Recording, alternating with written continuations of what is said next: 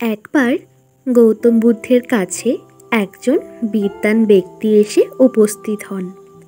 তিনি এতটাই বিদ্বান ছিলেন যে বড় বড় বিদ্বানও তার কাছে হার মেনে যেত। শাস্ত্রজ্ঞানে তার মতো বিদ্বান সেই রাজ্যে খুব কমই ছিল। যেখানে কোনো জ্ঞানসভা হতো সেখানেই সেই ব্যক্তি পৌঁছে যেতেন আর নিজের জ্ঞান প্রদর্শন করতেন। রাজ্যের সব মানুষ তাকে জ্ঞানী হিসাবে অনেক সম্মান করতেন। কিন্তু একটা সময় পরে গিয়ে এই ব্যক্তির মধ্যে নিজের জ্ঞানের জন্য অহংকারের জন্ম হয় এবং ধীরে ধীরে সেই অহংকার বাড়তে বাড়তে চূড়ান্ত আকার ধারণ করে। সে তখন নিজেকে জ্ঞানী থেকে সবচেয়ে শ্রেষ্ঠ জ্ঞানী মানতে শুরু করে। সে মনে করতে শুরু করে যে সে এই দুনিয়ায় সব কিছু জানে আর বাকিরা তার তুলনায় কিছুই জানে না। তো এই ব্যক্তি একদিন গৌতম বুদ্ধের ব্যাপারে জানতে পারেন। তিনি জানতে পারেন তার রাজ্যের কাছে একজন মহাজ্ঞানী সাধু পুরুষ থাকেন। সবার মুখে গৌতম বুদ্ধের জ্ঞানের ব্যাপারে জানতে পেরে তার অহংকারে ধাক্কা লাগে। সে ভাবতে শুরু করে, কে এমন ব্যক্তি যার কথা সবসময় মানুষ এত বলে? এ কি আমার থেকেও বেশি জ্ঞানী? হতেই পারে না। সেই ব্যক্তি ভাবে এটা একটা বড় সুযোগ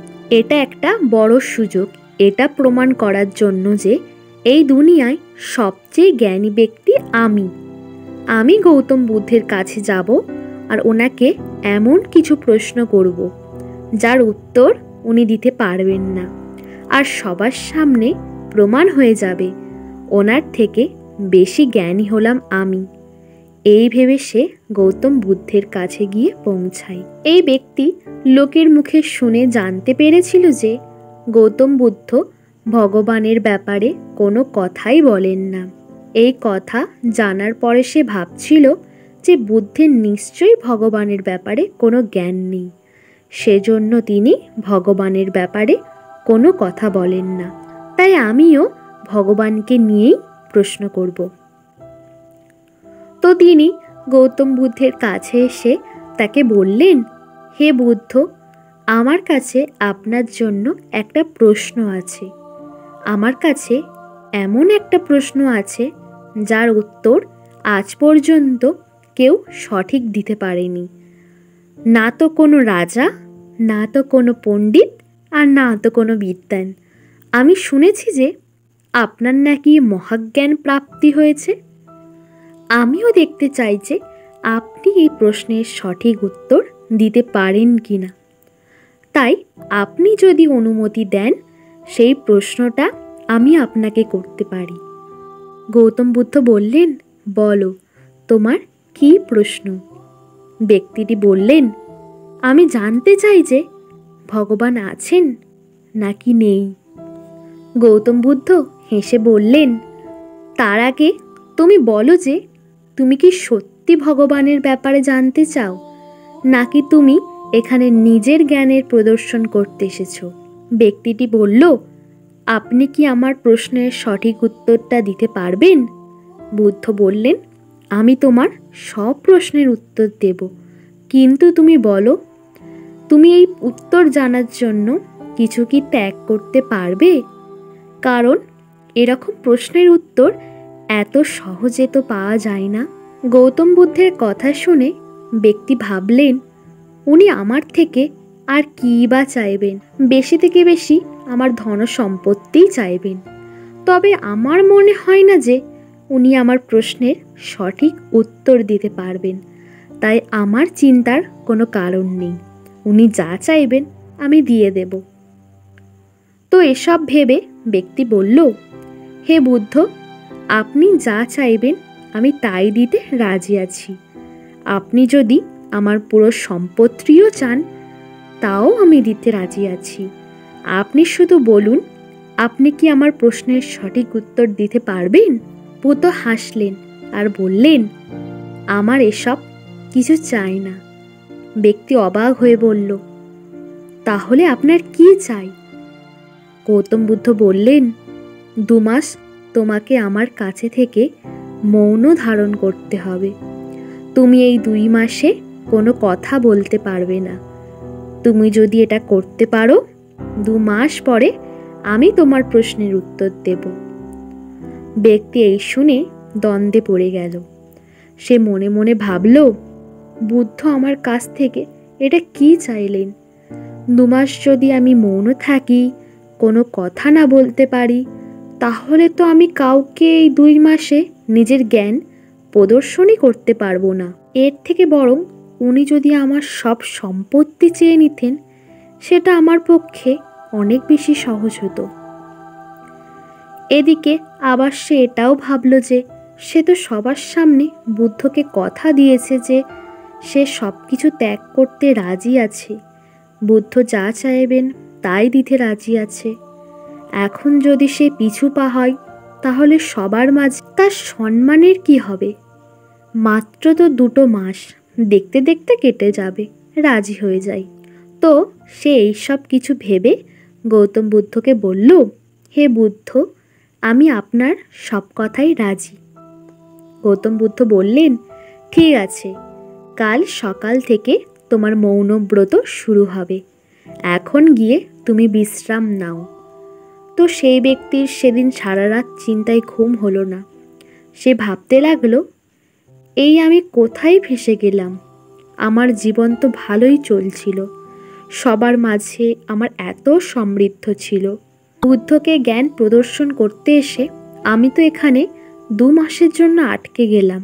এখন আমি 2 মাস কাউকে জ্ঞান প্রদর্শন না করে কি করে থাকবো? কিছুই বুঝতে পারছি না। তো যাই হোক, পরের দিন সকাল থেকে তার মৌনব্রত শুরু হয়ে গেল। প্রথম দিনটা তো সে কোনো রকমে কাটিয়ে দিল, কিন্তু দ্বিতীয় দিন তার মন প্রচণ্ড চঞ্চল হয়ে গেল। সে বাইরে তো কথা না বলে থাকে, কিন্তু তার মনের মধ্যে চলা কথার পরিমাণ বেড়ে যায়। সবসময় মনের মধ্যে বকবক বকবক চলতেই থাকে। তার জন্য এক মুহূর্ত কাটানো মুশকিল হয়ে দাঁড়ায়। কিন্তু সে কী বা করবে? 2 মাস তো তাকে যে করেই হোক পার করতে হবে। তো সে কি করে? সেখানে থাকা অন্য শিষ্যদের সঙ্গে ধ্যান করতে বসে যায়।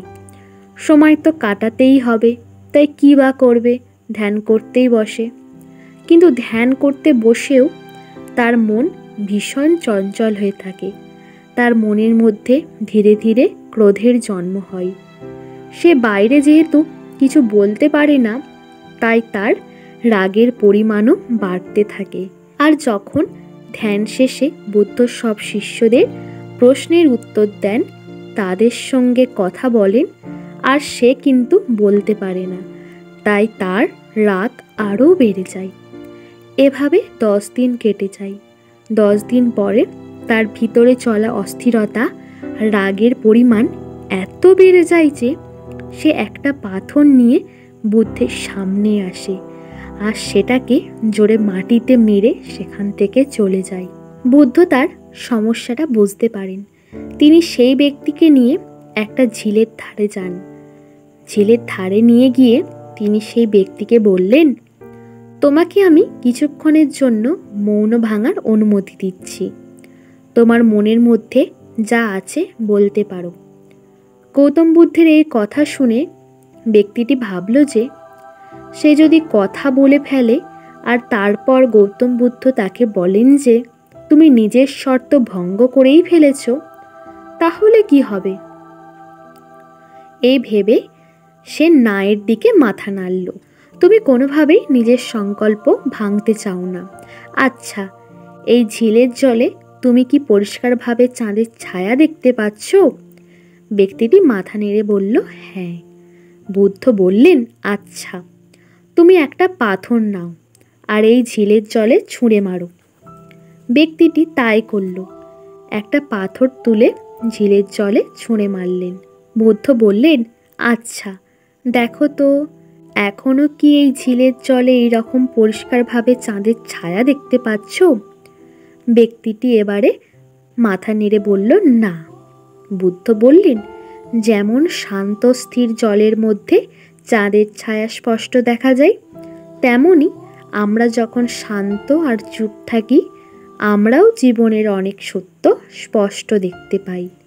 আর যেরকম এই জলে বিচলিত হয়ে গেলে তাতে চাঁদের ছায়া স্পষ্ট দেখা যায় না, তেমনি আমরা যদি সারাক্ষণ শুধু বলতেই থাকি তাহলে আমরাও সত্যিকারের জ্ঞান সহজে দেখতে পাবো না। তুমি তো এখন 10 দিন হলো চুপ আছো, কিন্তু তুমি কি সত্যিকারের চুপ আছো? না, তুমি হয়তো বাইরে থেকে চুপ আছো, কিন্তু তোমার মনের মধ্যে দিনরাত শুধু বকবক আর বকবক চলছে। না জানি তুমি তোমার মনের মধ্যে কার কার সাথে দিনরাত কথা বলে চলেছ।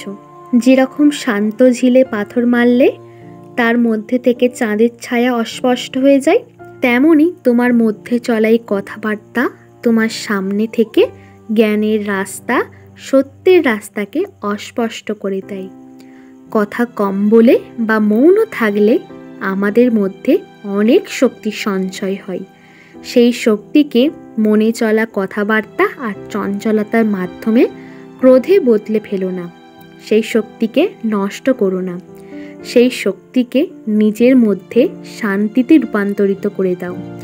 সামনে থাকা শান্ত ঝিলের মতো শান্ত হয়ে যাও। ধ্যান করার সময় স্বাভাবিকভাবে মনের মধ্যে চলা এই সমস্ত চঞ্চলতাকে শুধু দেখো, তাতে সাড়া দিও না। দেখবে তুমি সাড়া না দিলে চঞ্চলতা আসবে, আবার চলেও যাবে, আর তুমি শান্তি অনুভব করবে। যতটা দরকার ততটা কথা বলা আমাদের সত্যকে দেখতে ও বুঝতে সাহায্য করে। দরকারের থেকে বেশি কথা আমাদের সত্য আর প্রকৃত জ্ঞানের থেকে দূরে রাখে। তো এরপর থেকে বাকি দিনগুলো সেই ব্যক্তি বাইরে থেকে মৌন থাকার সঙ্গে সঙ্গে ভেতরে থেকেও মৌন থাকার চেষ্টা করল। সে বুদ্ধের কথা মতো ধ্যান করার সময় তার মনে যা যা চিন্তা, যা চঞ্চলতা সৃষ্টি হতো সেগুলোকে স্বাভাবিকভাবে শুধু পর্যবেক্ষণ করত, কিন্তু সেগুলোতে কোনো প্রতিক্রিয়া দিত না। এভাবে আস্তে আস্তে তার মনের মধ্যে চলা বকবকও কম হয়ে গেল, আর তার মন শান্তও হয়ে গেল। 2 মাস কেটে যাওয়ার পর বুদ্ধ বললেন, এবার তুমি কথা বলতে পারো, আর যা জিজ্ঞেস করার আছে আমাকে জিজ্ঞেস করতে পারো। এতদিন পরে সেই ব্যক্তি কথা বলার জন্য প্রথমে যে শব্দটা মুখ থেকে বের করলো সেটা হলো বুদ্ধ। তার বলা কথার মধ্যে যেন এক অন্য রকমের শান্তি ছিল, এক অন্য রকমের স্নেহ ছিল।